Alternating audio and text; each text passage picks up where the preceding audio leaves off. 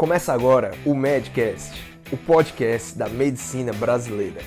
Com conteúdo voltado para médicos e estudantes de medicina, o Medcast é uma produção da Núcleo MD, organizado pelos médicos Daniel Coriolano e Roberto Maranhão, o Bob.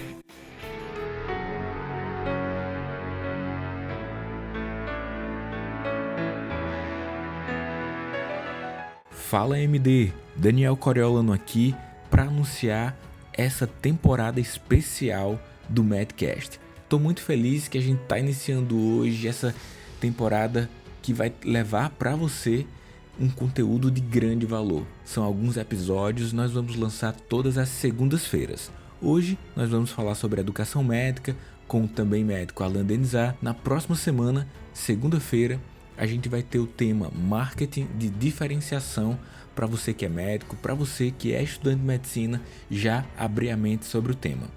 Essa temporada especial teremos episódios mais longos, mais densos, mais valor para você que acompanha. É uma edição comemorativa dos nossos 300 mil acessos.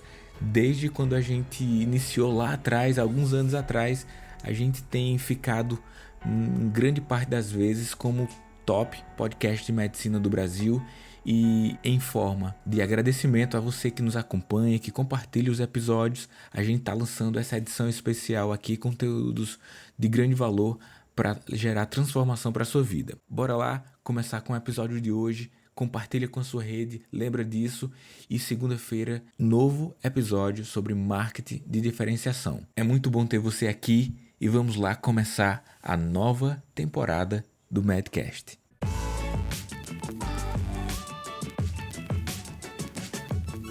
A formação médica e o exercício profissional é o tema do nosso encontro de hoje. Já há muito tempo nós temos algumas diretrizes que balizam a nossa formação como médicos. As diretrizes do curso de medicina 2001, com atualização em 2014, o Sistema Nacional de Avaliação do Ensino Superior, a própria Lei dos Mais Médicos, isso tudo são maneiras de balizar a formação e que buscam certo alinhamento com as demandas sociais, as demandas de saúde do nosso país. Sobre isso, nós vamos conversar hoje, formação médica, carreira médica, com meu amigo Alain Denizar. Ele é médico de família e comunidade, tem mestrado em saúde coletiva, atua na atenção primária, em serviços de emergência médica e é o diretor de conteúdo do Profissão Médica Class, que é um portal que você já deve conhecer. Alain, essa tentativa de balizar a formação médica para as demandas sociais, queria saber o que é que você acha disso. E bem-vindo aqui ao nosso bate-papo. Obrigado. Primeiro de tudo, queria agradecer ao Daniel por esse convite. Me sinto muito lisonjeado, não só de participar do Profissão Médica, mas também de estar sendo entrevistado aqui sobre essas coisas que vão falar um pouco sobre a minha experiência e o que eu venho estudando, né? Essa situação aí de balizar o que é a formação médica para a necessidade da população, acho que ela tem duas faces. E uma das faces é um ponto positivo, que inclusive era o que a gente lutava muito na medicina de família. Quando a gente vai analisar os mais diversos sistemas de saúde, a gente percebe que é preciso que a gente foque a formação do médico para as necessidades epidemiológicas da população. Então, necessidades epidemiológicas é uma coisa. Quer dizer, às vezes você estava na faculdade e todo mundo queria ser oftalmo. Pô, mas qual a quantidade de catarata que você precisa fazer uma cirurgia na população? Então não dá para todo mundo ser oftalmo, né, porque a quantidade de agravos oftalmológicos não comporta que todo mundo seja direcionado para lá. Então a gente começou a perceber cada vez mais que a gente tinha que direcionar a formação do médico para o generalista e verdadeiramente ver onde é que a epidemiologia da população ia conduzindo os mais diversos especialistas. Então você tem que fazer um estudo epidemiológico dos agravos da população em que você está inserido para você conseguir ver isso. A gente sabe que na Inglaterra teve um movimento muito importante em torno disso, só que existe uma diferença fundamental na maior parte dos países contra o Brasil, que os países eles são muito pequenos. Às vezes a Inglaterra cabe metade do Brasil, o Brasil é um país continental. Então, de todo modo, é importante um planejamento direcionado para a epidemiologia do lugar. Contudo, tem o lado ruim da história.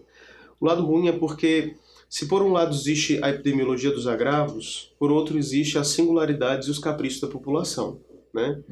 Então, se você não tomar cuidado, às vezes a medicina ela pode ser dominada por uma avalanche de pseudo-necessidades que vai fazendo com que você perca o sentido do que verdadeiramente a população precisa. Muitas pessoas não sabiam nem o que era médico de família e comunidade. Muitas pessoas olhavam para a medicina ambulatorial ainda como modelo antigo, como se a medicina ambulatorial fosse o anteparo, fosse a retaguarda do hospital, dando, né, isso é o senso comum, ainda é em muitos lugares, dando muito privilégio ao médico hospitalar, ao médico internista, que no fundo não vai resolver o problema que lhe acompanha na maior parte do cotidiano e que tende a aparecer em 80% das suas demandas pelo serviço de saúde. Você citou, em virtude do nosso ser um país continental, né, que as demandas são exageradamente intensas em todas as áreas.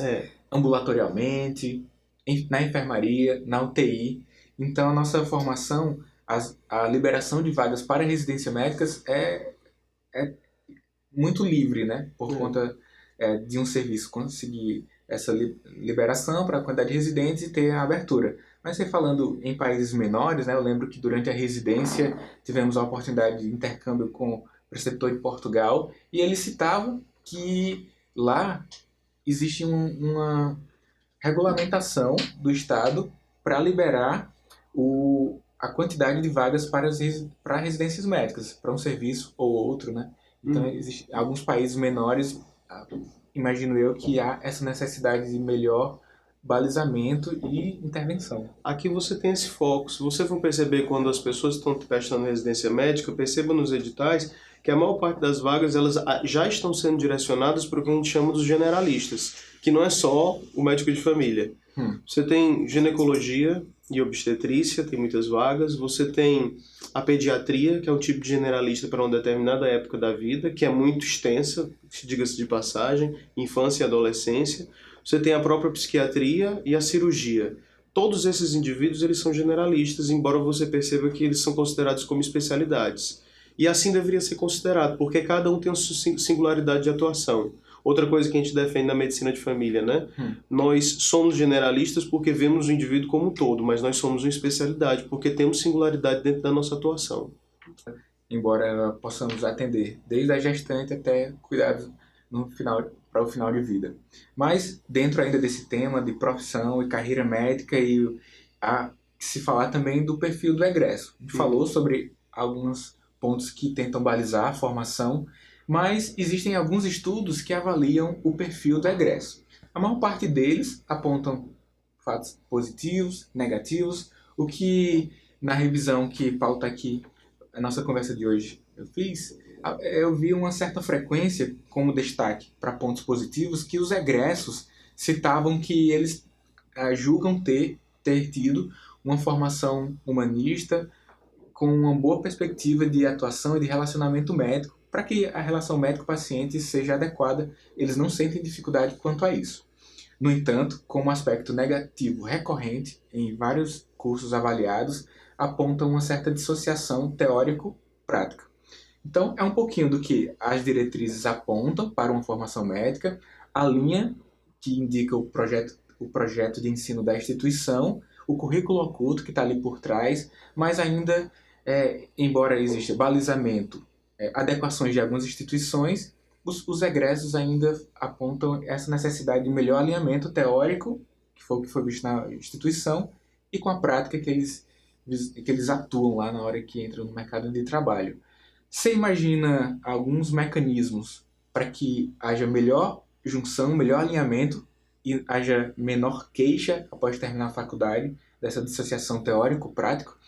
O cara aprendeu lá pelo livro Hipertensão e na hora de aplicar lá verifica que alguns fármacos não estão disponíveis. Então essa é a dissociação teórico-prática que os egressos citam. Esse tema ele é um tema muito complicado. Às vezes a gente tende a fazer uma planificação, né, e acaba esquecendo alguns detalhes. Aliar a teoria com a prática sempre foi um grande problema, né, acho que para a humanidade. Né? Isso daí é uma coisa que já vem desde muito tempo. Eu estava lendo um livro de história, A Mais Bela História da Escola, um livro muito bom, só que felizmente está em francês, ainda não está traduzido. E ele falava que a nossa profissão médica, ela sempre foi uma profissão mais relacionada ao campo da prática e ela se distanciava muito da teoria. A teoria mais era do campo dos filósofos e etc., né? A teoria estrito sensu, a teoria pura. Então você aliar esses dois campos é um esforço imenso da alma para você conseguir fazer com que a coisa seja harmônica, né? Mas, a bem da verdade, a gente pode tentar e é o nosso esforço que tem que coroar todo esse intento. Por exemplo, você participar ativamente da busca pelo conhecimento dentro do seu próprio campo de prática. Eu vejo muitos amigos que tentavam fazer isso. Desde o início da faculdade, eles entravam na busca do laboratório, né? Só que o laboratório, ele trabalha com uma dimensão do que o médico tem que ser, que é aquele médico que está preocupado em entender a teoria dentro do corpo humano, como ela acontece in vitro. Só que quando ela acontece em bio, já é uma coisa diferente. É importante a gente diferenciar esses diferentes níveis. In vitro é o que o ser humano, o que nós tentamos entender da teoria do ser humano quando está dentro do laboratório. Em bio é todas aquelas várias variáveis que são discernidas dentro do laboratório, só que agora dentro do corpo humano. Só que existe uma variável ainda superior a essa, que transcende todas elas e engloba, que é o indivíduo quando está em sociedade, ou em sócio, não sei lá como a gente poderia dizer. Quando o indivíduo ele tem essas variáveis dentro do seu próprio corpo, mas vivendo na comunidade, aí a coisa ganha uma complexidade inimaginável. Eu lembro de um amigo meu que ele, desde logo do primeiro momento da faculdade, ele disse assim, rapaz, eu não vou esperar entender como é que funciona a fisiologia médica para eu conseguir entrar em contato com o paciente. E aí ele, por conta própria, por próprio voluntarismo, ele entrou dentro do hospital para conversar com as pessoas. Simplesmente conversar. E esse ponto é importante, porque aí você começa a perceber níveis diferentes de aprendizado. O primeiro nível de aprendizado é um aprendizado ingênuo, né? Ingênuo. Esse aprendizado ingênuo é aquele que nós temos quando nós estamos no nosso dia a dia, né? Quando eu estou falando com o paciente sem conhecer a doença dele, eu estou tendo um aprendizado ingênuo sobre o que é o paciente. Nesse momento, nem paciente ele é uma pessoa comum. É como se eu estivesse conversando com o meu vizinho. Esse conhecimento ele não é um conhecimento ruim. Ele é o primeiro passo do conhecimento mais elaborado que vai ter em seguida. É importante que, nas mais diversas práticas, você vá se aprofundando. Então, eu conheci o que é uma pessoa. É isso, inclusive, que a gente faz na nossa faculdade. A gente inicia o estudo da anamnese fazendo com que o indivíduo entenda o que é a história de uma pessoa e não a história de uma doença. Mas, na frente, com o diálogo que você vai ter com as mais diversas cadeiras, você vai entender qual é a história da doença, mas sem tentar esquecer do indivíduo, né? E mais na frente, isso é algo que eu acho que é extremamente lacunar nas faculdades, é entender o que é o significado da vida daquele indivíduo, da doença daquele indivíduo dentro da sociedade. Que é um momento, por exemplo, que a gente deveria se aproveitar para entrar dentro da comunidade e entender a doença na comunidade. Qual é a repercussão daquilo na comunidade, como a comunidade repercute a própria doença. Em outros termos, é importante que você encare de frente, né? Que você não tenha medo. Às vezes, quando você se esconde por detrás de muita teoria, a teoria vai te dando um escudo que te impede a entrar dentro da prática, né? Então, é preciso um pouco de necessidade de risco, de vontade de se arriscar. Só um adendo. Eu lembro agora de uma frase que repercute muito sobre isso que você falou, que é assim, quem lê demais pensa de menos. Talvez seja conectado com esse excesso de teoria. Não, e Daniel, você sabe bem o que eu estou dizendo, porque você mexe também com investimentos médicos. A filosofia do investimento é uma filosofia que pede para você diminuir o medo e aumentar o risco, sabendo que o risco ele pode ter uma quantidade de ganho depois com a sua ação, né? Então, essa questão é uma questão que nós temos que assumir. A gente vai falar, com certeza nesse momento, que a faculdade ela está se valendo de vários recursos para aumentar a segurança do aluno para quando for encarar o paciente. Mas a gente se esquece dessa outra variável que eu estou batendo muito nessa tecla. É a assunção do sentimento de aventura para que você consiga entrar no que é a natureza humana. Sempre vai ser uma aventura. Nunca vai ter isento de riscos. Por mais que você esteja no campo de simulação, né, você conhecer um ser humano exatamente nas suas singularidades, no que ele te responde, vai ser algo arriscado que vai te provocar medo, angústia e às vezes até te tirar um pouco do teu tapete. Então, assim, se fosse para resumir tudo isso, assim, é necessário a segurança que a faculdade tem que oferecer pelo lado dela, mas é importante o protagonismo do aluno em querer se arriscar a conhecer aquilo que para ele parece muito novo. Ainda mais os nossos alunos que estão entrando cada vez mais, quase crianças dentro da faculdade, né? E sobre essa frase, eu acredito que é importante ampliar um pouquinho, né? Quem lê demais procedimentos, lógico que não é para seguir ao pé da letra, você tem que ler muito, sobretudo para a formação médica, mas o que está por trás dessa frase, que é simples, é que é preciso outras conexões para além do que está escrito, né? E que você detalhou um pouco mais sobre isso. E você falando, eu lembro de marcos durante a minha formação. Eu percebi que o vínculo emocional que o ensino traz e que as experiências durante a formação possibilitam, eles aumentam o grau de aprendizagem. Por exemplo, durante o primeiro bloco da graduação, a gente chama de ciclo básico, outras instituições podem chamar de outros termos, a gente tem um medo a ser superado, né, que é esse vínculo emocional, de conversar com as pessoas, né? A gente entrou na graduação porque nós tivemos uma habilidade cognitiva muito intensa, passamos no vestibular porque sabemos muita teoria. Só que durante a graduação a demanda, para além da teoria, é também uma conexão com o humano. Então, no ciclo básico, a gente já tem os primeiros contatos com as pessoas.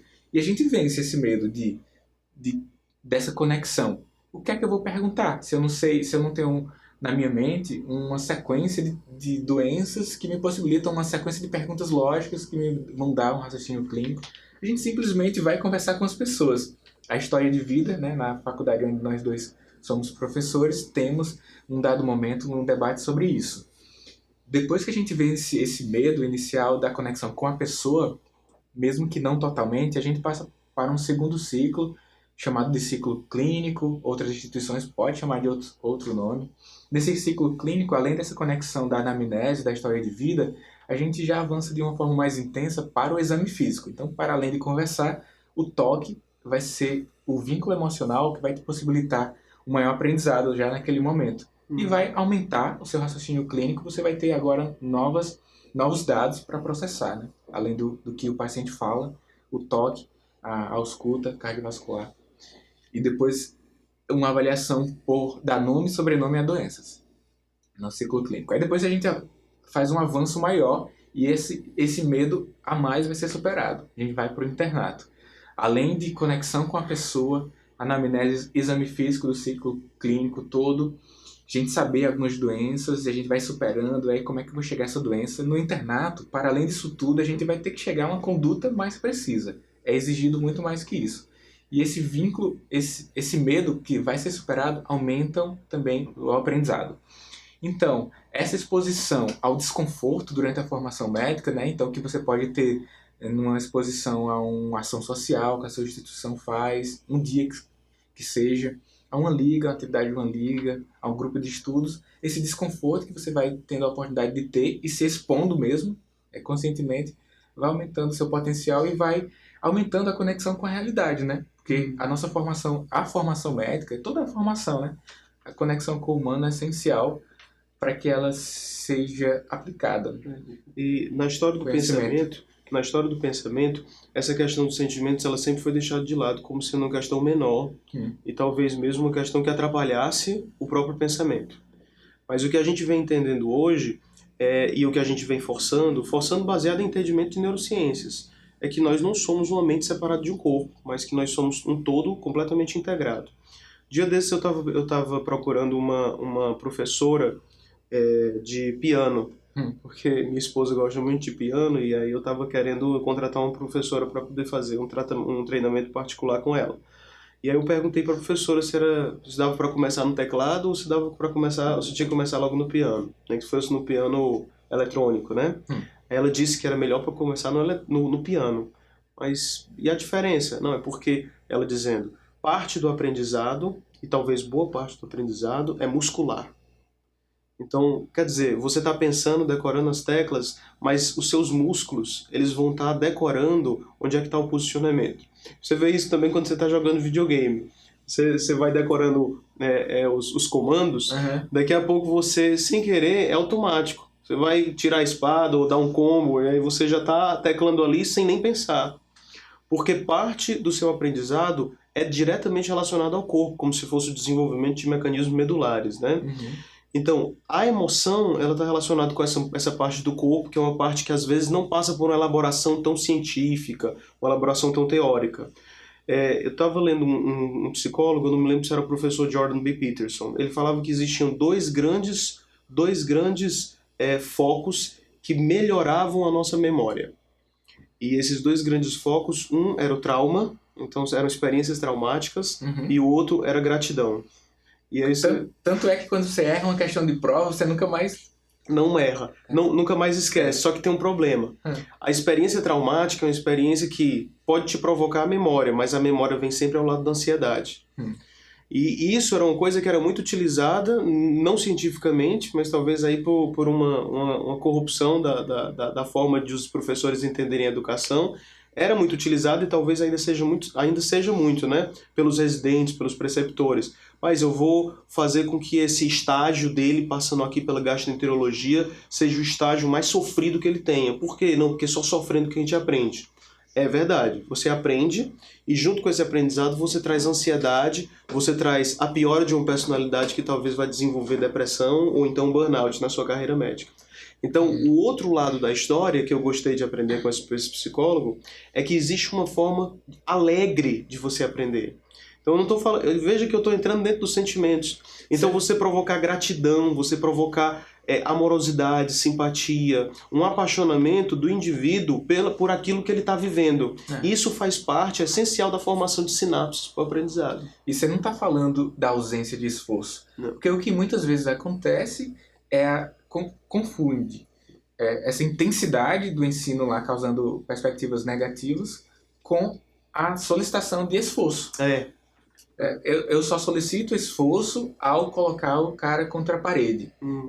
Durante o meu internato, durante o internato de algumas pessoas que estão acompanhando aqui, passamos por situações que não gostaríamos de ter passado. Serviu de aprendizado, enfim, somos antifrágeis, mas as experiências positivas com alguns preceptores, com alguns professores, estão muito fortes nas nossas mentes. Eu tenho ótimos professores, que até hoje eu tenho contato. Ontem mesmo falei com uma das professoras que a gente conseguiu um vínculo na faculdade e até hoje, por conta de questão de paciente, é uma médica muito boa, a Sionara.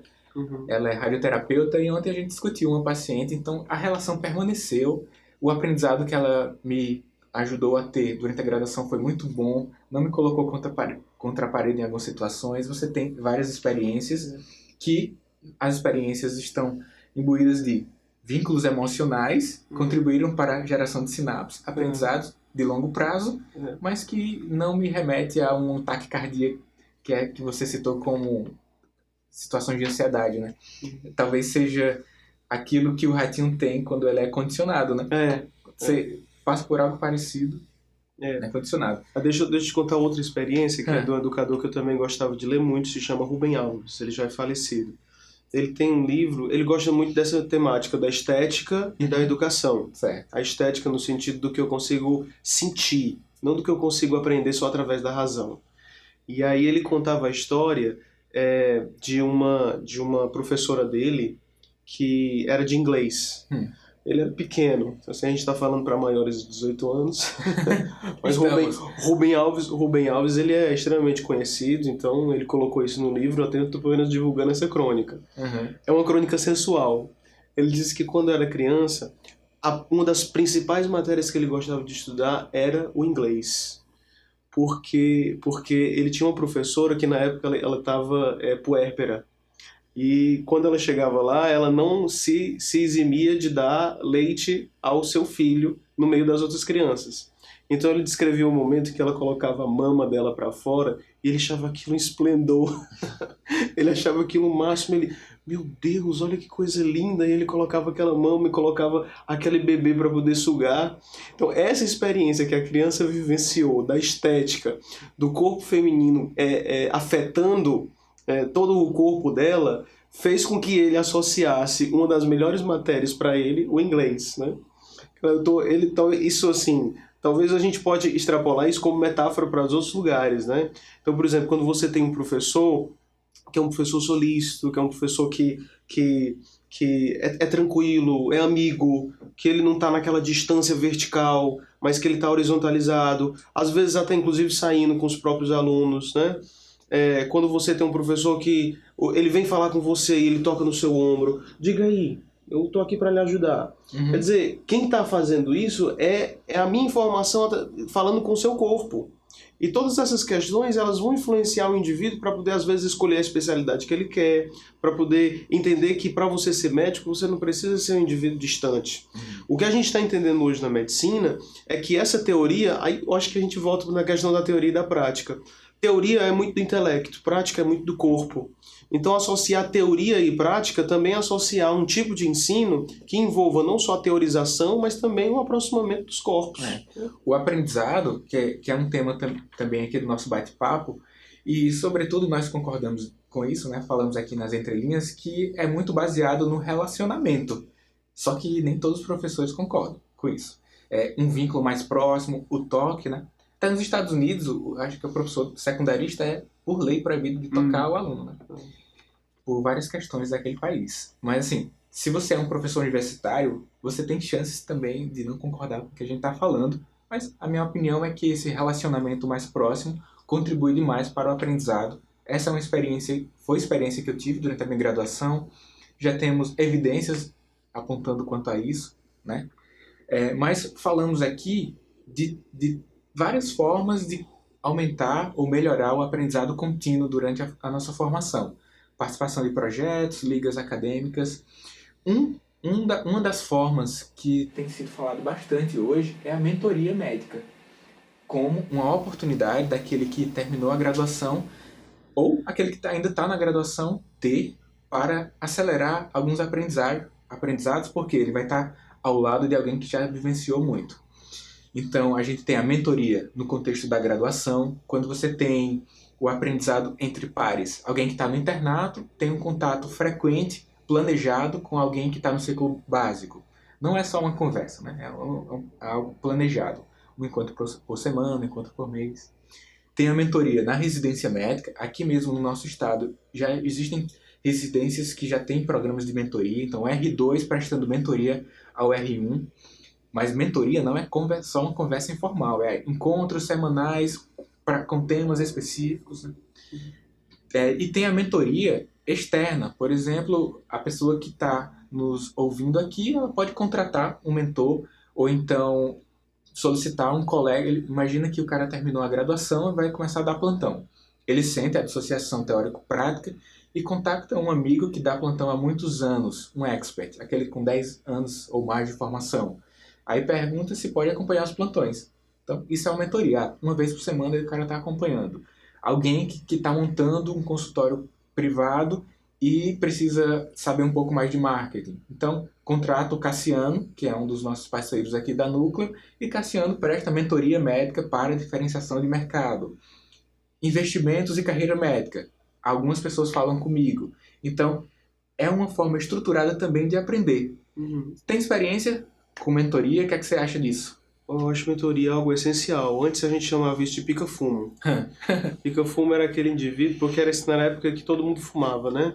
Eu lembro que quando eu entrei na minha universidade que me formou, a principal sala, o principal auditório, ele tinha cinzeiro na frente. As cadeiras da frente tinham cinzeiros. Porque na época era bem tranquilo. Todas as pessoas podiam entrar no auditório, mesmo na sala fechada, fumava e colocava o seu cigarrinho lá.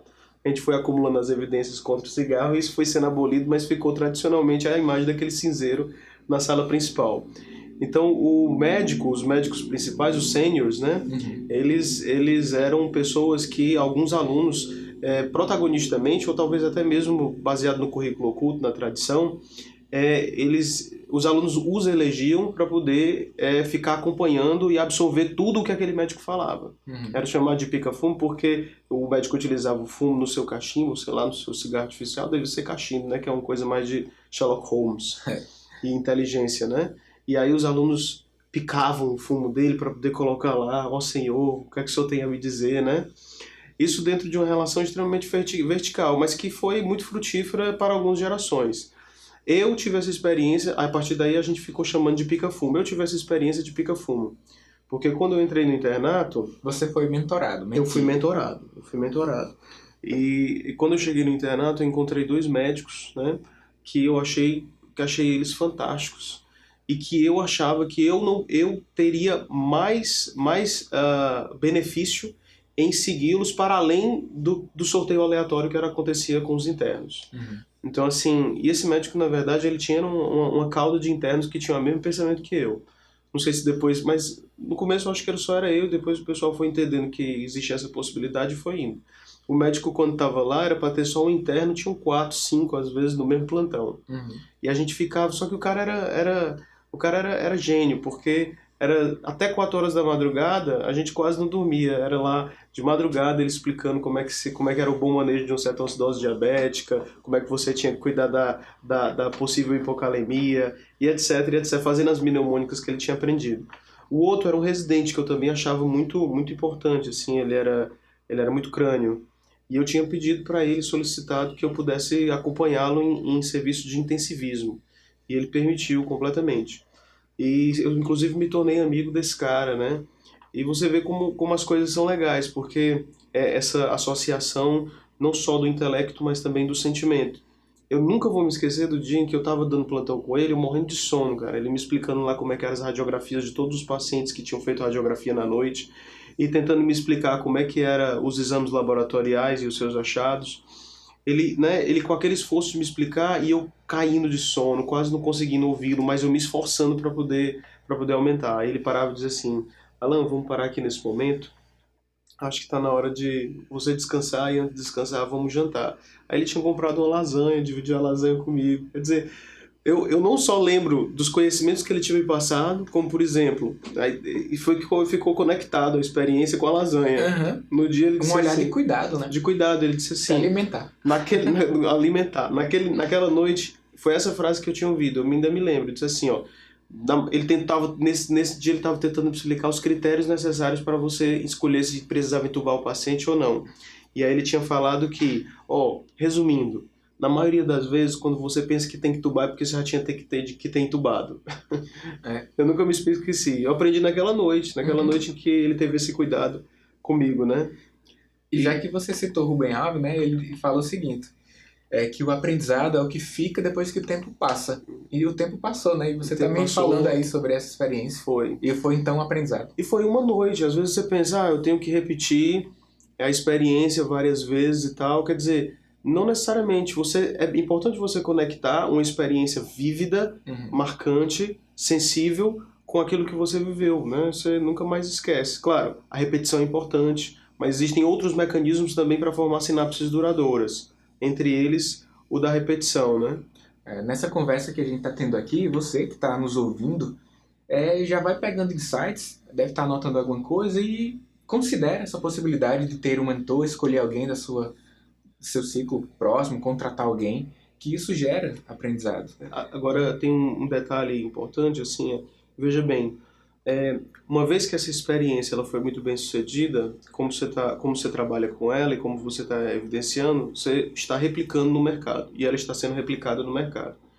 E o mercado ele tem uma coisa boa e uma coisa ruim dentro dessa história. A coisa boa é porque as experiências bem sucedidas são replicadas para que atenda à necessidade dos consumidores. Mas por outro lado, você que está pensando em fazer isso daí, é importante que você entenda quanto é forte você ativamente ir atrás do seu mentor. Sim. E você respeitar essa mentoria, não como ela sendo um presente ou uma obrigação que o seu mentor tem de fazer com que você cresça e tenha um resultado, mas que você tem que ter o empenho de conseguir chegar onde você quer chegar e ele vai ser um auxiliar seu. Às vezes as pessoas elas chegam, isso é um mal da sociedade de consumo atual, elas tentam comprar um produto tendo absoluta certeza, uma certeza ilusória de que elas vão ter o resultado que aquele produto promete. Não é. E principalmente essas relações de mentoria, como também a relação médica, né? O médico, ele nunca pode prometer o resultado da sua intervenção. O professor também não poderia prometer. Né? Então, assim, o aluno ele tem um papel essencial. Eu estou escolhendo o melhor professor, certo? Mas o melhor professor ele só consegue ter o resultado se o aluno tiver a altura... Der o melhor de si. Deu o melhor de si. E isso está previsto também, né, nas diretrizes curriculares do curso de medicina. Quando eu li na época do mestrado, me chamou muito a atenção aspectos de possibilitar autonomia para o aluno. Embora dê ênfase, de fato, à criação de um projeto bem estruturado por conta da instituição, a diretriz fala de autonomia intelectual, que é a sua autorresponsabilidade de buscar e ser ativo no processo de aprendizagem, autonomia intelectual. Isso é importante. Essa autonomia intelectual é exercida durante toda a sua jornada como médico. A gente, em termos de carreira, independente se é médico ou não, a gente tem algumas categorizações. Tem o noviço, né, que é aquela pessoa com menos de 2 anos de formado, o intermediário de 2 a 10 anos e o expert acima de 10 anos. Você já passou por essas 3 fases. Em termos de aprendizagem contínua, educação permanente, educação continuada, são vários termos. Quais as demandas que você percebeu durante passar por esses ciclos e o que você julga, agora vendo retrospectivamente, que é importante estar ativo assim, no processo de aprendizagem? Nesses 3 blocos. Os 3 blocos, repete para mim. Até 2 anos. Até 2 anos, noviço, que é o noviço, né? Isso depois de formado. De 2 a 10 anos. De 2 a 10 anos. E depois de 10 anos, expert. E o sênior é aquele preceptor de algumas décadas. Assim, essa é uma categorização de carreiras, né? Em qualquer profissão. Na medicina a gente faz algumas adaptações, porque quando você termina a residência médica, praticamente você zera. Se dependendo da residência que você faz, é uma nova área de atuação, né, que você está tendo. Então você se formou como generalista e se torna um neurocirurgião. Então é muito específico. Mas serve para balizar o nosso pensamento e categorizar, assim, depois de algum tempo de formado, as demandas vão sendo modificadas. Você tem mais de 10 anos, então... Então eu escolhi a minha especialidade muito já dentro da faculdade, em torno do 8º semestre. O 8º semestre já era um pulo para o internato. No internato, a minha primeira experiência foi com a saúde comunitária. E aí eu realmente chancelei. Não, é isso realmente que eu quero. Então, a partir dali, eu já fiquei me preparando para poder atuar dentro do aspecto da atenção primária. Quando me formei, eu decidi não entrar na residência. Porque eu não queria o mentor ou o preceptor que sempre esteve nas minhas costas. Eu não queria que ele tivesse de novo, eu queria sentir um pouco o gosto da autonomia crua e selvagem de quando a gente se forma e está ali tendo que cuidar das pessoas. Só que eu não me sentia preparado para as emergências, então eu fui para a atenção primária, já que também era o que eu queria. Numa atenção primária em comunidades vulneráveis. Então no meu primeiro ano foi esse tipo de experiência. E é engraçado porque, acho que é outra coisa que é importante dizer para as pessoas, eu acho que eu nunca estudei medicina tanto quanto no meu primeiro ano de recém-egresso. Nunca. Assim, o Duncan, aquele livro grossíssimo, parece uma bíblia, né? É o tamanho de uma bíblia. Eu li ele praticamente em 3 meses. Na época a gente ainda não tinha tanto essas tecnologias de informação, né? Smartphones. Não tinha profissão médica. Eu não tinha profissão médica. Eu levava um Palm Top. Palm Top é o novo. Tu lembra do Palm Top? Terrível para ler, terrível. Né? O que a gente conseguia ler, quando muito, era um PDF. Eu tinha um artigozinho que era craqueado de um Current. A gente abriu o Current para ler, era uma letra ruim, cara. Assim, a gente vê nas tecnologias de agora. Então eu levava meu Palm Top, tinha uma pastazinha com tudo que eu achava que era necessário para os conhecimentos iniciais ambulatoriais, e tinha o Duncan. E às vezes, Duncan e o Black Book, né? Aí eu senti que os pacientes eles não tinham preconceito, né? Na medida que eles viam um médico jovem ouvindo a queixa deles atentamente, e quando ele tinha dúvida, ele abria o livrão exatamente no lugar onde ele achava que era necessário para responder a queixa do paciente, eu via que muitos deles não tinham preconceito. Eles tinham, na verdade, um respeito diante daquele médico que estava tentando resolver o caso da melhor forma possível, no que eles não entendiam ser, mas era o que era, na melhor evidência. Né? Esse meu primeiro ano foi o primeiro ano de entrar em contato com os pacientes e, baseado na queixa deles, eu estimular o meu estudo. No final desse ano eu estava completamente esgotado, né? Eu já não conseguia mais raciocinar muito bem, porque era muito puxado, comunidades vulneráveis. Aí eu já tinha decidido, eu quero fazer residência em medicina de família. O meu segundo ano, que foi o ano da residência, segundo e terceiros anos, né, de recém-formado, foram anos que foram estimulados pelos próprios internos. Mas isso é uma coisa muito minha. Eu sempre achei que a melhor forma, é uma coisa muito minha, mas é uma dica para todas as pessoas que estão ouvindo também. Porque eu sempre achei que a melhor forma de eu aprender era ensinando. E eu sempre estimulei isso em mim mesmo. Tem pessoas que não se sentem confortáveis desse jeito, mas a bem da verdade é o que eu tinha falado. A melhor forma de você colocar o conhecimento dentro da sua cachola é você trabalhando com músculos. Então, no caso, é escrevendo na lousa ou fazendo resumos para as pessoas. Você tem que mexer os músculos para você conseguir aprender. Semanalmente eu me reunia com os internos e fazia um grupo de discussão, um grupo de revista, um trabalho de leitura. Era um tipo de mentoria para o que eu só ganhava conhecimento. Às vezes o negócio era tão intenso, né, que eu estava tão mais presente na vida dos internos do que os preceptores. Eu tinha interno que chegava lá no que eles chamavam de concentração dos internos da saúde comunitária e perguntava: quem é o preceptor de vocês lá na unidade? Aí eles diziam o quê? Alan Denizar. É o Alan Denizar. Não, Alan é residente. Quem é o preceptor de vocês lá na comunidade? Aí eles... Alan Denizar. Porque eu estava muito presente na vida. Eu cheguei a criar listas de discussão. Né? Na época não tinha WhatsApp, na época não tinha... Acho que o Orkut ainda estava... Aí estava... Tô velho, né? Mas tô falando aqui toda a minha idade. Não tinha, o Orkut ainda não estava tão forte nessa questão de fórum de discussões. Então eu criei uma lista de discussão de e-mails para poder a gente pegar os melhores casos do dia, que eu dividia os internos lá nos ambulatórios. A gente pegava os melhores casos do dia, eu dizia para a equipe, vocês vão escrever sobre esse caso, né? No começo eu dizia quais os objetivos principais de aprendizado, depois eu fiz uma dinâmica. A equipe A vai mandar esse caso para a equipe B, e a equipe B vai pegar as melhores evidências e compartilhar com todo o grupo.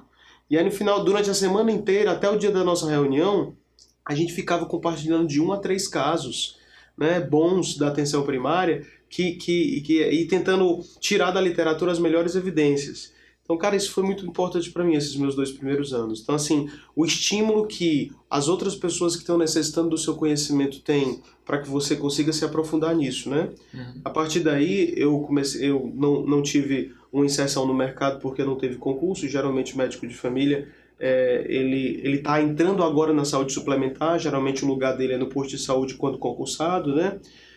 Mais na frente, eu fui fazer meu mestrado e entrar dentro da universidade. Nesse meio tempo eu aprendi a ser emergencista, né? Não numa residência, mas com todos os meus amigos da época da minha faculdade que trabalhavam no Hospital Geral e que eles já estavam muito avançados lá. Então eles me ensinaram a fazer tudo que eu sei atualmente de emergência, né? Então eu fui estimulado por eles. Mas é engraçado porque cada um desses ciclos são ciclos que se esgotam, né? Se esgotam por 2 motivos. Né? Porque você já não, porque o próprio serviço ele tem tipo um limite de oferta de conhecimento para você, e o outro é porque você mesmo se esgota por causa da pressão do trabalho do dia a dia. Então isso é uma coisa que a gente tem que ter em mente. Tome cuidado com o esgotamento do trabalho excessivo provocado sobre a sua mente, porque às vezes isso é um dos principais motivos pelos quais você não consegue aprofundar seus conhecimentos, né? Depois disso daí eu entrei no mestrado. O mestrado foi um outro tipo de conhecimento que também me estimulou junto com todos os meus colegas ao redor, um conhecimento principalmente associado às humanas, porque o mestrado de saúde coletiva eu puxei para pesquisa qualitativa, então eu estudei muito arte, sociologia médica, filosofia médica, foi nesses quesitos que eu entrei no meu mestrado, e aí foi muito importante para mim. E aí foi quando eu cheguei, né, dentro da emergência e dentro da universidade, trabalhando com esses temas que me eram muito caros. Engraçado que, quando eu entrei na faculdade, agora não mais como um olhar de aluno, mas como um olhar de professor, eu me deparei com todos os assuntos que me eram apaixonantes em toda a minha formação médica. E a partir de agora eu estava sendo instado a falar deles, mas agora como professor. Uhum. Então, dentro da faculdade, me chamaram para falar a respeito de história de vida, a respeito de saúde das populações em relação à sua comunidade, né? E a respeito de saúde mental, que são 3 temas que me são muito caros, né? E sobre família também. Uma das primeiras aulas que eu fui convidado a dar a respeito da família e a atuação da família e da comunidade na formação do processo de saúde e doença. Todos esses temas foram temas que foram muito caros na minha formação e que agora eu estava sendo convidado novamente a falar deles. Então, se eu dissesse qual é o principal estímulo? Qual é o principal estímulo para você continuar o seu aprofundamento nas suas questões? Eu acho que o principal estímulo não pode deixar de ser o apaixonamento por um determinado assunto. Mas essa paixão não pode estar dissociada do que você vê nos seus pacientes. E, terceiramente, né, a vontade e a abertura de você estar passando isso para outras pessoas, né? E essas três coisas são essenciais para você formar um conhecimento muito sólido em rocha e não em areia, né? Só para organizar aqui, durante esses períodos que você citou, então, eu fazia isso também. Anotava as dúvidas do meu turno de atendimento para estudar de uma forma mais bem direcionada. Isso aí eu ia alinhando, conectando a teoria com a prática. Então, eu atendi uma pessoa com uma tosse crônica, fazia alguma conduta inicial, em seguida ia estudar diagnósticos diferenciais. Você citou, né? Isso. Em outro momento, você contou com o auxílio de colegas para aperfeiçoar determinada atuação, no caso, em emergências médicas. Hoje, você é coordenador de unidade de emergência médica. E, em outros momentos, um maior rigor para uma análise crítica das fontes de informação que você conseguiu no mestrado, ampliando a formação para além do biomédico, outros aspectos também, que é claramente visto nas suas falas, nos seus cursos online, nos seus textos, né? A possibilidade que as pessoas têm ao ler você, ao ouvi-lo, de aprender medicina biomédica mesmo e também aspectos de sociologia médica, filosofia aplicada à medicina. Isso amplia nosso grau de conhecimento do mundo. Então, isso que as pessoas estão ouvindo aqui a gente falar também é aplicado à vida delas, né? Eu ainda tenho um caderninho das minhas dúvidas, tá guardado ali em algum local do internato aqui. E, de fato, quando você avança lá para expert, assim, algum tempo depois de formado, as demandas ainda continuam, né? É comum ouvir os preceptores, mesmo os mais antigos, os mais antigos não, aquelas pessoas que se formaram há muito tempo, dizendo que o estudo é necessário de forma contínua durante toda a formação médica. Ainda hoje que novas possibilidades de diagnósticos e terapêuticas acontecem a todo momento. Agora tem um detalhe muito importante que vai tornar esse nosso diálogo muito atual, é porque, veja bem, uma das coisas que a gente tem que estimular a aprender, ou estimular os alunos a aprenderem, é algo que as pessoas acham que ainda não estão se dando conta da revolução que está acontecendo. Nos Estados Unidos, essa literatura ela já é muito vasta. Na França, recentemente, a polêmica surgiu através de um filósofo que decidiu abrir a boca dessa situação lá, que é a situação da invasão das tecnologias de informação dentro do nosso cotidiano, né? Então, em pouco tempo, e talvez em menos tempo do que qualquer previsão que a gente vá tentar elucidar, os robôs, né, os mais diversos tipos de algoritmos e inteligências artificiais vão estar invadindo a nossa saúde, né, permitindo que as pessoas tenham acesso a informações privilegiadas que antes estavam apenas na mentalidade dos seniors. Então, apenas estavam na mente dos seniors. Então, se você vai fazer uma consulta, né, essa é a palavra, eu vou fazer uma consulta, eu estou indo para uma consulta, o que é que significa isso? Eu estou indo me consultar com alguém que tem conhecimento suficiente para resolver o meu enigma. Isso as pessoas já fazem no Google. O pessoal tem o Dr. Google, né? A diferença é que as novas tecnologias, elas têm inteligência artificial de aprendizado. E na medida que as pessoas vão cada vez mais procurar inteligências artificiais para poder saber qual é o diagnóstico diferencial da sua tosse crônica, as inteligências vão aprender com as respostas certas. Melhor, talvez, do que nós poderíamos aprender.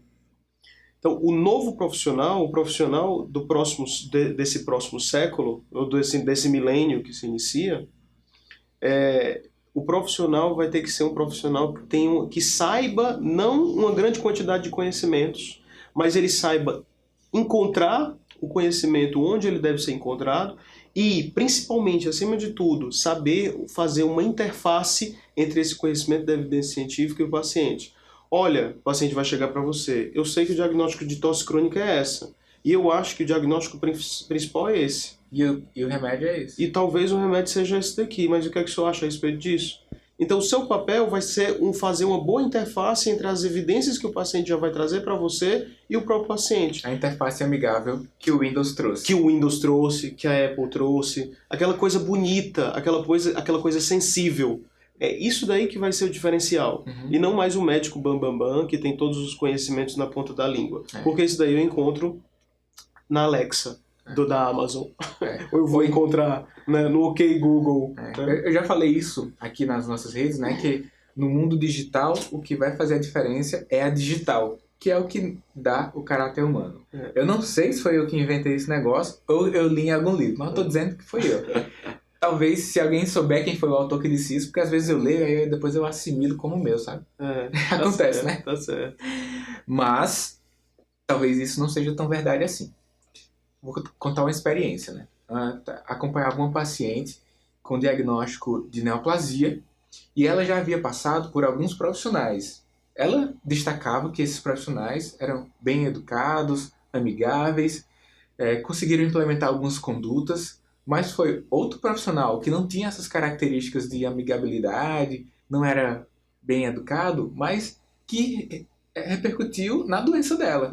Com um diagnóstico mais ágil, intervenção mais intensa, e que ela viu a diferença depois desse profissional.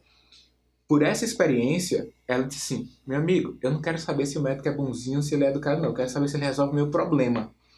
Então, a demanda hoje, na maior parte das vezes, é por humano, né? Relações humanas. É preciso, além de conhecimento técnico, um bom relacionamento. Mas, e se a sociedade mudar de demanda?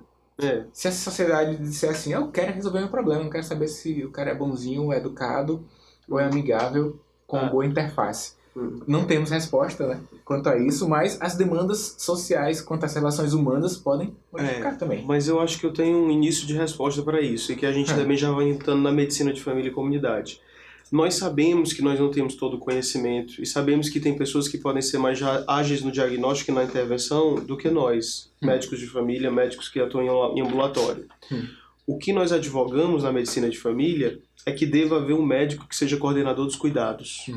É essa coordenação dos cuidados que é representado por essa tal interface amigável. Então, eu não estou colocando de lado o médico que ele é extremamente rápido no diagnóstico e na intervenção. Eu não estou colocando de lado. O que nós estamos advogando é que os sistemas de saúde eles precisam de pontos, nós dentro da rede, que coordenem os cuidados. Então, é isso que as pessoas também devem... Nós temos que gerar essa necessidade na população. É sério, assim, como empresa de marketing mesmo. Nós temos que mostrar para elas que o sistema de saúde funciona melhor assim. E tem pesquisa mostrando isso. Você tem um cirurgião de estimação, eu vou colocar esse nome. Você tem um cirurgião de estimação? Tenha. Você tem um obstetra de estimação? Tenha. Mas é muito importante que exista um coordenador dos seus cuidados. Um símbolo muito, muito legal que eu aprendi na residência, uma preceptora ela fazia assim, às vezes chegava um idoso que tinha... Ele trazia as receitas desde o ano 2000, 2001, 2003, esse daqui é de 2004, crente que ele estava fazendo um benefício para ele, em guardar todo aquele histórico de receitas. A primeira coisa que ela fazia era convencê-lo a rasgar todas, e que a gente ia, a partir de agora, colocar todos os remédios dele numa receita só, remédios atualizados, que não iam confundir ninguém a partir de então. Um remédio foi passado pelo reumato, aí ele tinha uma receita só do reumato. Outro remédio foi passado pelo ortopedista, ele tinha receita só do ortopedista.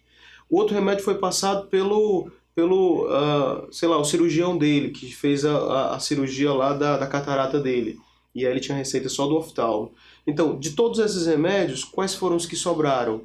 Depois disso daí, quais são os que realmente se encaixam um com o outro sem interação medicamentosa deletéria para você? Isso, quem fez foi o médico que coordenou os cuidados, que pode ser o geriatra, pode ser o médico de família, na maioria das vezes, né? Então, eu não estou pedindo que você abandone seu oftalmo, não estou pedindo que você abandone o seu geriatra, enfim. Eu estou pedindo para que você tenha uma abertura para que alguém chegue na sua vida e coordene os cuidados, né? Essa é uma coisa que os sistemas de saúde como um todo, seja o sistema de saúde público ou saúde suplementar, estão buscando. Você vê que o médico de família está entrando como faca na melancia nos sistemas de saúde suplementar. Eles estão querendo contratar médicos que façam essa interface dos cuidados e promovam essa coordenação, esse tipo de nó primordial das regulações do indivíduo dentro do sistema, né? Isso tem tudo a ver mesmo aqui com o nosso bate-papo sobre exercício profissional, carreira médica. Algumas pessoas que estão nos ouvindo aqui, eles farão parte do hall de médicos que prestarão os cuidados continuados para uma pessoa. E ter essa ciência de que, ao realizar o encaminhamento, ele não deixa de ter a responsabilização ainda pelo paciente, né? Ele realiza o encaminhamento para que o colega de outra especialidade faça alguma conduta, mas ele não está empurrando o problema. Da mesma forma, aquela pessoa que está nos ouvindo aqui e que recebe o encaminhamento, pois é um especialista focal, ele deve ter essa visão 360 de que a informação dele ali é importante para o outro colega que presta os cuidados continuados. Então, uma contra-referência é importante para isso. Pessoal, a gente estava gravando aqui e, como você deve estar ouvindo, uma reforma aqui nas instalações, nos estúdios da Núcleo, próximo, né? Por isso que tá essa zoada. Então, mas a gente já está no final da nossa entrevista aqui com o Alan. Aguenta aí esse ruído, porque são as considerações finais. Eu estava falando que algumas pessoas que estão nos ouvindo estão no bloco daquelas pessoas que vão prestar cuidados continuados. É importante que ela tenha essa responsabilização, né, ao encaminhar, e outras vão receber os encaminhamentos, e é importante que ela mantenha a comunicação com o médico que encaminhou, fazendo contra-referência. E isso é importante para que todos contribuam para a saúde daquela pessoa, e isso também impele a pessoa a ter a formação continuada a depender da demanda que chega até você. Mas é isso, Alan, essas foram minhas palavras finais. Muito obrigado por estar aqui. Deixo o espaço aberto para você falar agora uns highlights, considerações finais, e a gente finaliza por hoje. Então, beleza, Daniel. Eu acho que a gente fez uma ampla viagem sobre vários assuntos, viagem no bom sentido. A gente falou sobre os principais temas que concernem à educação, ao aprendizado, ao envolvimento do aluno, a mentoria, o corpo dentro desse processo de aprendizado, a emoção, né? Eu acho que a gente realmente teve uma conversa bem gostosa e divertida a respeito desse assunto. Agradeço novamente pela oportunidade de estar aqui. E acompanhe o Alan aí nas redes sociais, buscando por Profissão Médica ou Prof. Alan Denizar. E ele tá lá com a gente. Valeu, Alan! Até mais! Termina aqui mais um Medcast, uma produção Núcleo MD.